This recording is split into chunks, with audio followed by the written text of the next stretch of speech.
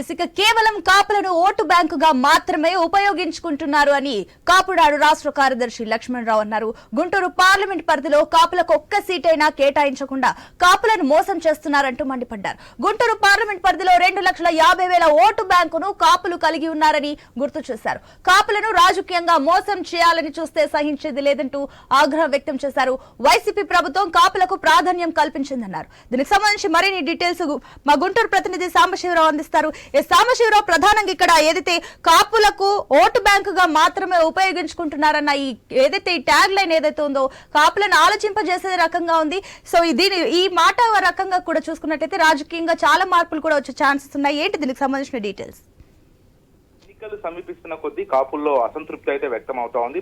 అది గుంటూరు పార్లమెంట్ లో పరిధిలో ఉన్నటువంటి కాపులు అయితే గత కొద్ది రోజులుగా కూడా అసంతృప్తి వ్యక్తం చేస్తున్నారు. అది ప్రధానంగా టీడీపీలో ఉన్నటువంటి ఆ కాపులు గత కొద్ది రోజులుగా కూడా తమకి గుంటూరు పార్లమెంట్ పరిధిలో 2.5 లక్షల ఓట్లు ఉన్నాయి కాబట్టి ఆ జనాభా లెక్కల్ని ఆధీనంలోకి తీసుకొని ఖచ్చితంగా గుంటూరులో ఒక సీటు కేటాయించాలి, లేకపోతే రేపు జరిగేటువంటి పార్లమెంటు ఎన్నికల్లో ఎంపీ కూడా ఇక్కడ ఇప్పటికే ఒక అభ్యర్థి పోటీ చేస్తున్నటువంటి నేపథ్యంలో అతనికి ఓట్లు అడగాలన్నా, రేపొద్దున టీడీపీకి ఓట్లు అడగాలన్నా కానీ ఖచ్చితంగా కాపుకు ఒక సీటు కేటాయించాలి. అది పార్టీలతో సంబంధం లేదు. అది టీడీపీ కావచ్చు, జనసేన కావచ్చు, బీజేపీ కావచ్చు. ఎందుకంటే ఇప్పుడు ఈ 3 పార్టీలు కలిసి వెళ్తున్నటువంటి నేపథ్యంలో ఈ 3 పార్టీల నుంచి ఏ ఒక్క పార్టీ అయినా కానీ గుంటూరు పార్లమెంట్ పరిధిలో ఒక సీట్ ని కేటాయించాలి, లేకపోతే మాత్రం మేము భవిష్యత్తులో ఈ యొక్క ఎందుకు ఈ 3 పార్టీలకు కలిపి మేము పని చేయలేము, ఓటు అడగలేమని చెప్పేసి కూడా వాళ్ళు కాపులు డిమాండ్ చేస్తా ఉన్నారు. ఎందుకంటే ఇప్పటికే ఉమ్మడి గుంటూరు జిల్లాలో మొత్తం 17 నియోజకవర్గాలు ఉంటే దాంట్లో 12 నియోజకవర్గాలని టీడీపీ అధిష్టానం ఇప్పటికే ప్రకటించడం జరిగింది. ఇంకా కేవలం గుంటూరు పార్లమెంట్ పరిధిలో మాత్రం 2 ఉన్నాయి. ఎందుకంటే